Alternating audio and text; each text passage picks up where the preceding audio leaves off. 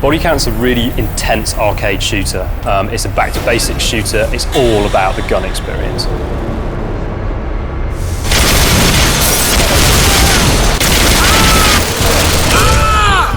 I'm Bodycount's game director. That means I'm responsible for the vision. There's a few weapons in the game. We've not focused on a massive roster. We've taken a smaller list of weapons that we liked and we've polished the hell out of them.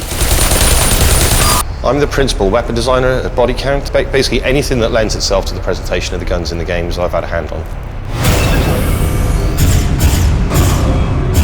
Firing a weapon in real life is quite a visceral, dynamic experience, and we tried to emulate that as best we can. I mean, through synchronisation of things like rumble, pumping the field of view, rising the camera during the recoil, really trying to get that sense of that punch in the weapon coming through the TV, through the pad.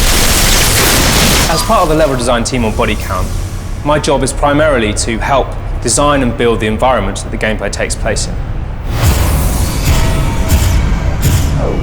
For me as a designer, it's quite an important thing for the player to feel like they have a choice. And so, yeah, the weapons are big, they're very strong, pretty angry, and there's quite a lot of nuance in them. So we're really trying to get the player to understand them and, come to find their favourites. My favourite weapon in there would probably be the shotgun. Really good fun to use up close. You can blow people off their feet, through windows, through walls, all kinds of things. I mean, it's a real satisfying gun to use. The intensity of Bodycount mostly comes from the shredding, so you're not able to hide anywhere very long, particularly if you're outdoors behind a pile of something. What you'll find is that as the bullets start flying, you actually take a lot of fire through cover, and that keeps you moving. So the cover lean mechanic in Bodycount is our attempt to introduce a non-sticky cover system for an FPS. So you grab the left trigger, it routes you to the spot in a semi-iron sight mode, but then you've got full range of movement on both the analog sticks that allows all that pivoting and weaving about. So what we're trying to do with the focus mode is bring the gun back so it's not covering the thing, but obviously the field of view widens, you go closer into the gun, the audio for the gun changes, then you can hear the internal workings of the gun a little bit more. The impression we wanted to get was you getting on top of the gun, and then when you fire the gun, it's obviously very wild, but in the way we handle the recoil and everything, we get hold of the gun and we tame the beast and start to bring it back down. Explosions, VFX, all of that stuff, very, very important to the game. So if a bullet hits something, if a grenade goes off, we want you to feel that the world has been impacted, and part of that is having big, meaty explosions and tons of stuff flying everywhere.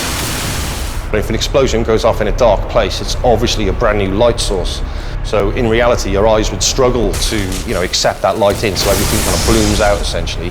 And we've kind of simulated things like that in the game as well, even down to the muzzle flashes. My favourite weapon is actually one of the ones we've invented for the target, who are the bad guys in the game. We've taken some real-world style technology. It's basically a portable railgun called the Kaluka, and we've completely fantasised it. So we've created a really powerful and brutal weapon that's very, very effective. For me personally, it's got to be the shotgun every time. It forms two roles. Firstly, it's brilliant for shredding, especially in multiplayer. It's really useful for getting through those walls quickly. But also, if you've got an enemy between you and that wall, you'll blow them straight through. We've definitely done something that is different to everything else out there. It's dynamic, it's fun. FPS fans are going to enjoy Bodycount because it actually feels impactful to fire a weapon. We spent a lot of time crafting that and making it feel really, really violent. What we're trying to do is just make it all just crazy over the top.